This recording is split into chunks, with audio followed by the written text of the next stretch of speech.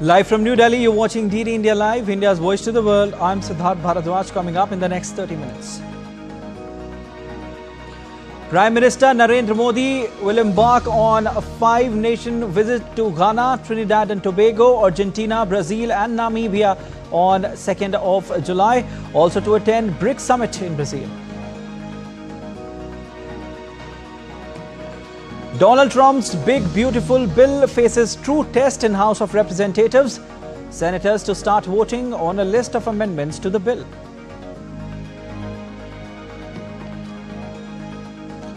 Europe swelters as early summer heat breaks records, triggering health alerts and wildfires.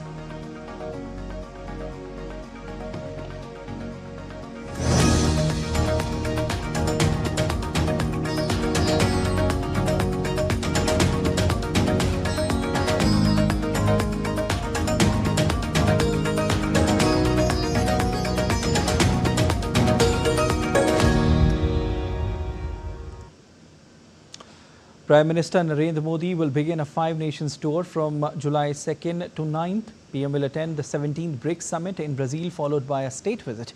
In a special briefing by the Ministry of External Affairs, Secretary Economic Relations Damu Ravi highlighted that India will be holding the chair of the BRICS next year.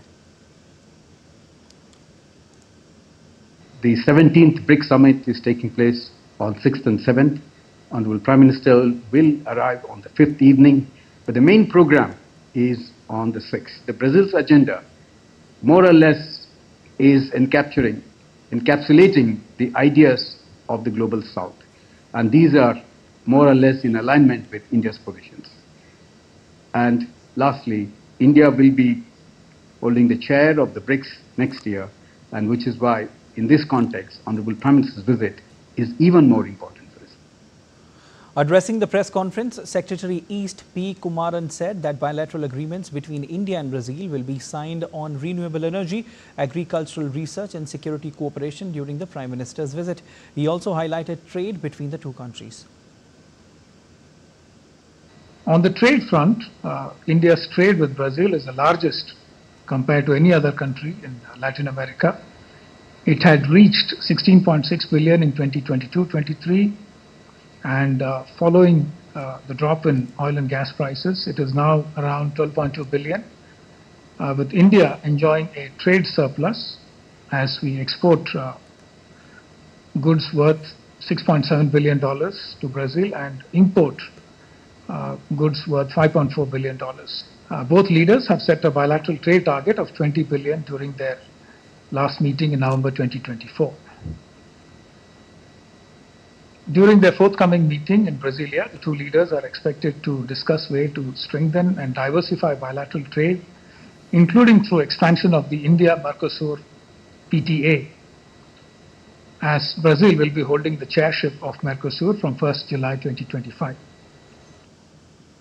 Prime Minister Modi will undertake a visit to Ghana from July 2nd and 3rd. This will mark a prime ministerial visit from India to Ghana after 3 decades. Honorable Prime Minister will be visiting Ghana on 2nd and 3rd July. This visit is happening after 30 years. There will be delegation-level talks during which the bilateral relations will be reviewed and also discuss various ways to strengthen and deepen bilateral relations. Honorable Prime Minister will have a one-on-one meeting with his counterpart. Then there will be a banquet dinner in honor of Honorable Prime Minister. The next day, Prime Minister will be addressing the Parliament, and he also will be interacting with the Indian community there. Prime Minister Modi will also pay an official visit to Trinidad and Tobago from July 3rd and 4th. The visit is the first bilateral visit at the prime ministerial level to Trinidad and Tobago since 1999.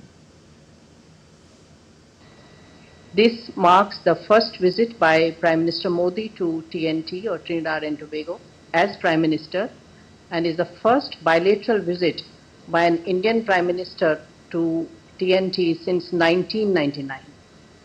The visit comes at an opportune time as this year in 2025 the country is commemorating 180 years of the arrival of Indian immigrants to Trinidad and Tobago. This shared history forms the bedrock of our close and enduring people-to-people ties. In the third leg of his visit, PM Modi will visit Argentina from July 4 and 5 at the invitation of President Javier Milei. This will be the first bilateral visit by an Indian Prime Minister in 57 years. Prime Minister Shri Narendra Modi is visiting Argentina on 4th and 5th July on an official visit. PM has travelled earlier to Argentina for a G20 meeting in 2018. But this will be the first bilateral visit by an Indian PM in the last 57 years. Argentina holds the world's second largest shale gas reserves and the fourth largest shale oil reserves, along with, of course, substantial conventional oil and gas deposits, making it a potentially important energy partner for India in the future. India's External Affairs Minister Dr. S. Jaishankar is set to visit the United States from June 30th to July 2nd at the invitation of US Secretary of State Marco Rubio. During the visit, EAM Jaishankar will participate in the next edition of the Quad Foreign Ministers meeting scheduled for 1st of July in Washington, D.C. The Quad Foreign Ministers will continue discussions from their last meeting held in Washington, D.C. on 21st of January 2025. They will exchange views on regional and global developments, particularly those concerning the Indo-Pacific, and review the progress made on various Quad initiatives in the run-up to the Quad Leaders Summit, which will be hosted by India.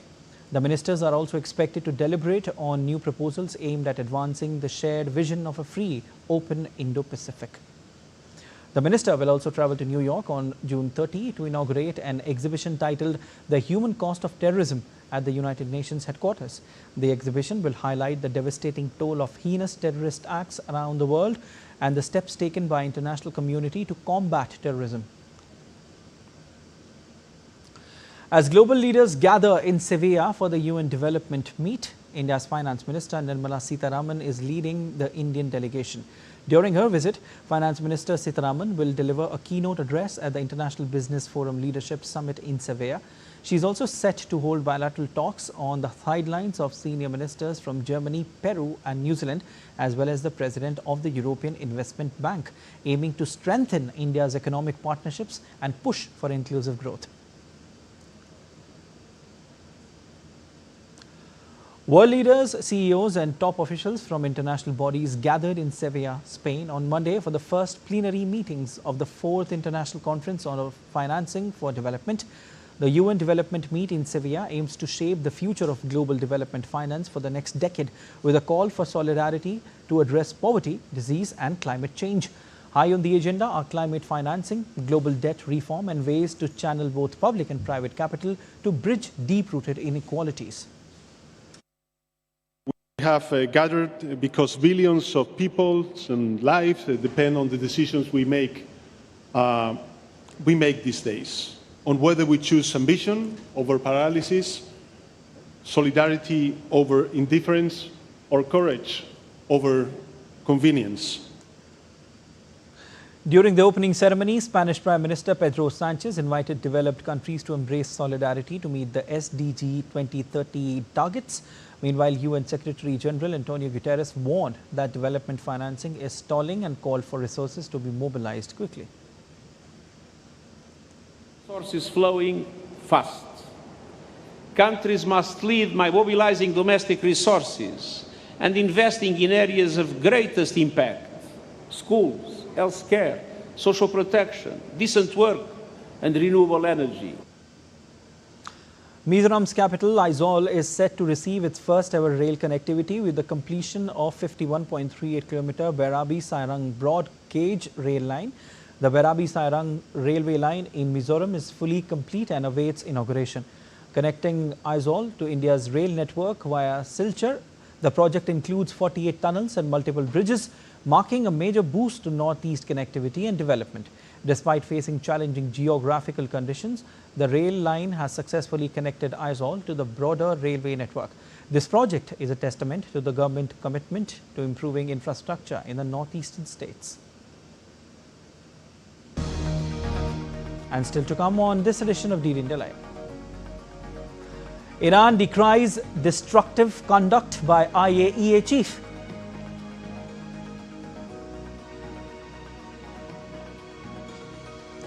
Two firefighters killed in Idaho. Ambush, suspect found dead.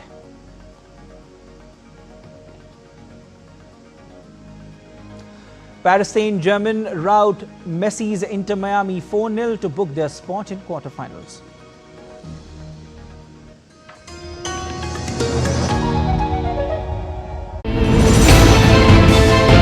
Geopolitics and trade deals. Economic challenges amid development. Hard work and the path to prosperity.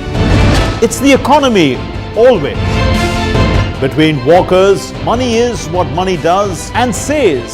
Supply creates its own demand. Between the bulls pulls and bears tears. When supply chains globalization and India rises to the podium. We'll get you centered with the Economic Brief at 8 p.m. every Thursday on DD India.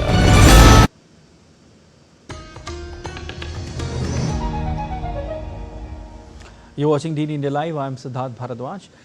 US President Donald Trump's Big Beautiful Bill has passed a key Senate vote. On Monday, senators are scheduled to start voting on a list of amendments to the bill. Here's a report on the details of the weekend sessions held on the same. US is debating the Big Beautiful Bill. The Senate Republicans are moving forward on President Donald Trump's sweeping tax cut and spending bill. In a marathon weekend session, the Senate advanced the bill with numerous amendments before final passage.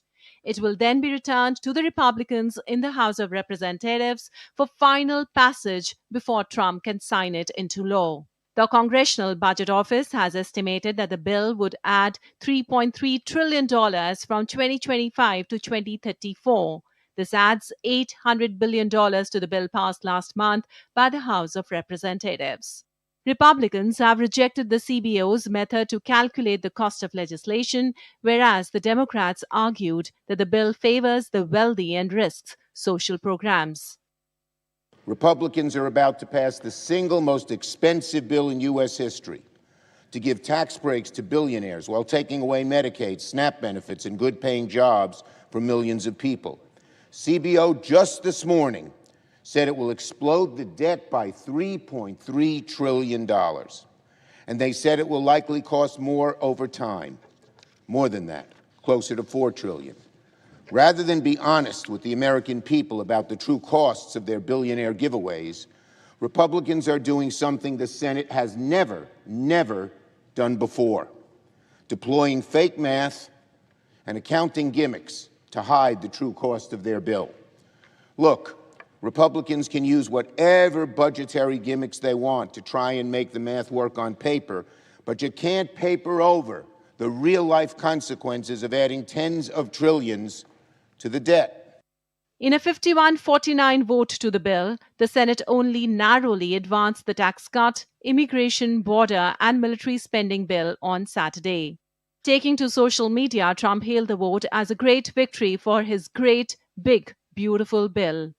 Senate bill has incorporated many changes to the one passed by the House. The Senate version of the bill makes permanent an array of tax cuts that the House version would have allowed to expire in a few years. The Senate version raises to $40,000 the maximum deduction for state and local tax payments with annual inflation adjustments. That deduction will revert to its current $10,000 level after 2029. In the federal income tax deduction, the Senate bill would provide $6,000 per year for people over 65, whereas the earlier House version would have offered a $4,000 deduction. Both would end after 2028. The Senate bill would roll back clean energy incentives created by President Joe Biden's 2022 Inflation Reduction Act and would also propose a new tax on these projects if they cannot prove their products are made without Chinese parts, as well as a new tax break for coal production. The Senate version of the bill on Medicaid would clamp down on provider taxes and delay the implementation of these changes until 2028. The Senate also included an extra $25 billion for rural hospitals. The Senate bill would raise the nation's debt ceiling by $5 trillion, but the House version had called for a $4 trillion increase. Both the House and Senate initially included a provision that would have allowed the US to impose new taxes on residents, businesses, and other entities from countries that are found to impose unfair foreign taxes. If the Senate passes the bill, it will then return to the House of Representatives for final passage before Trump can sign it into law. Bureau Report, DD India. Days after US President Donald Trump called off trade talks, Canada has rescinded its digital services tax targeting US technology firms in a bid to advance trade negotiations with the US. Canadian Prime Minister Mark Carney and Trump will resume trade negotiations in order to agree on a deal by July 21. On Friday, Trump abruptly cut off trade talks with Canada over its tax targeting US technology firms, saying that it was a blatant attack and that he would set a new tariff rate on Canadian goods within the next week.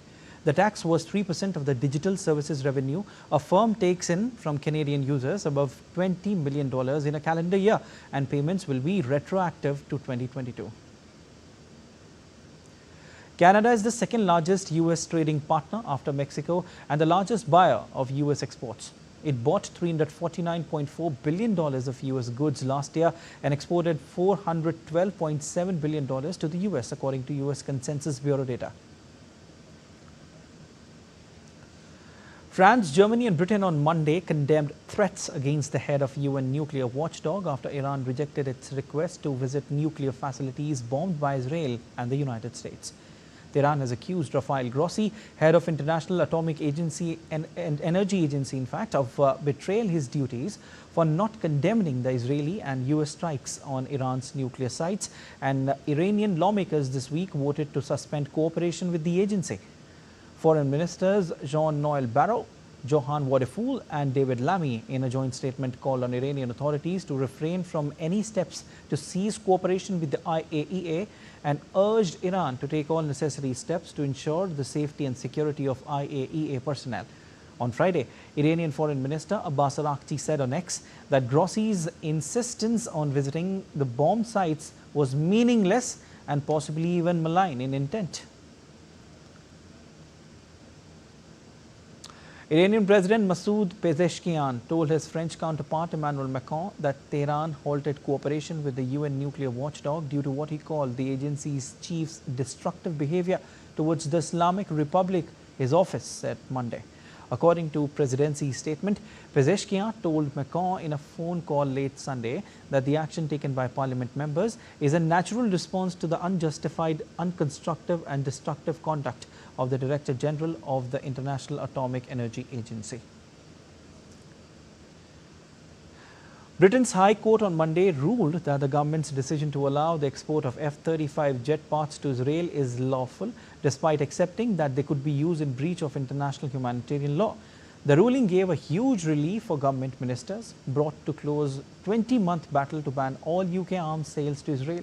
The United Kingdom had assessed that Israel was not committed to complying with international humanitarian law in relation to humanitarian access and the treatment of detainees as the basis for its decision. The Jerusalem District Court cancelled Prime Minister Benjamin Netanyahu's corruption trial hearings this week, accepting his request, citing classified diplomatic and security grounds. Netanyahu, indicted in 2019 for bribery, fraud and breach of trust, denies the charges, calling them a left-wing witch hunt. Trump claimed a Gaza ceasefire is near, though details remain unclear.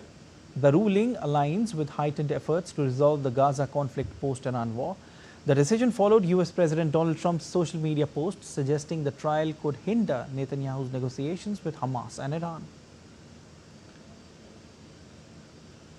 Ukrainian President Volodymyr Zelensky has signed a decree on the country's withdrawal from the Ottawa Convention, which bans the production and use of anti-personnel mines. The presidential website, in a video message, Zelensky emphasized that Russia was never a member of the convention, not even during its conflict with Ukraine. A senior Ukrainian lawmaker said that parliamentary approval is still needed to withdraw from the treaty. Ukraine ratified the convention in 2005. A strange incident was reported from the northwestern US state of Idaho, where a gunman ambushed and shot dead 2 firefighters responding to a forest fire. The motive for the shooting was not known, and police did not provide any details on the suspect, saying officers were still working to identify the slain man. The suspect was found using cell phone location information, and his body was removed by a SWAT team as the fire approached.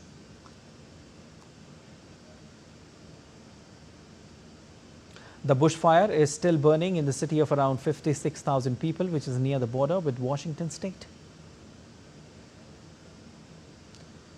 Let's take a look at other stories making news today. In a major step towards strengthening digital engagement with the country's youth, the Ministry of Youth Affairs and Sports signed an MOU with the Digital India Corporation under the Ministry of Electronics and IT for the development of My Bharat 2.0 platform in New Delhi. The platform will leverage technology-driven solutions to empower and connect young people across the country. At least 12 persons were killed and 34 were injured in a massive reactor explosion at Segati Industries Private Limited in Telangana on Monday morning.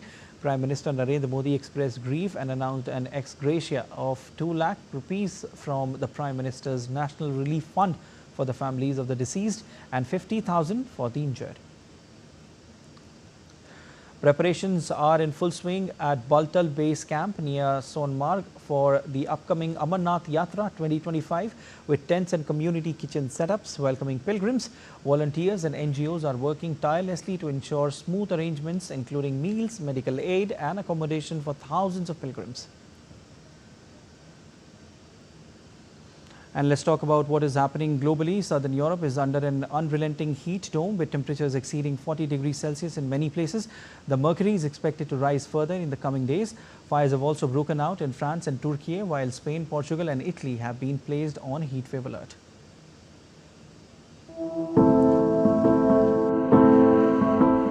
Southern Europe is experiencing severe wildfires amid a heat wave that has been intensifying across the region.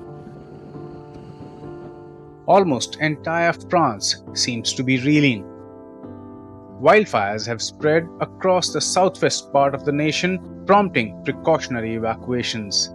French Weather Service has also issued an orange heatwave alert for 84 out of France's 101 regional departments for Monday. Further south, in Turkey, forest fires broke out on Sunday afternoon in the western Izmir province, fed by strong winds. Firefighters, backed by specially adapted planes, were battling the blaze, but 5 neighborhoods in the Seferi-Hisar district had to be evacuated. Spain, Italy, Greece, Portugal, and the UK are also experiencing extreme temperatures. As Spain's Seville hosts United Nations' 4th International Conference on Financing for Development on Monday, the temperatures have soared to 48 degrees Celsius. Spain's National Weather Agency has also issued orange alert indicating high risk. In Italy, 21 cities were on high alert for extreme heat. Hospital emergency departments across the nation have reported a 10% increase in heat stroke cases. Several areas in the southern half of Portugal, including Lisbon, are also under a red warning until Monday. Meanwhile, in London, temperatures have risen above 30 degrees Celsius, a figure that is about 10 degrees above the average.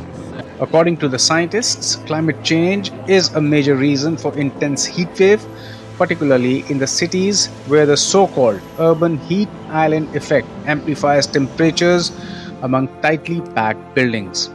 Experts have also warned of biodiversity being heavily impacted as a result of worsening climate change situation.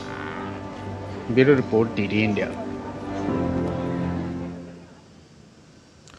And Paris Saint-Germain steamrolled Lionel Messi's Inter Miami 4-0 in Atlanta to reach the Club World Cup quarterfinals, where they will face Bayern Munich. Miami hoped Messi's magic could help them produce an unlikely result against Argentine star's former club, but they were dismantled by Luis Enrique's rampant team. PSG dominated from the start and took the lead when Joao Neves scored from free kick.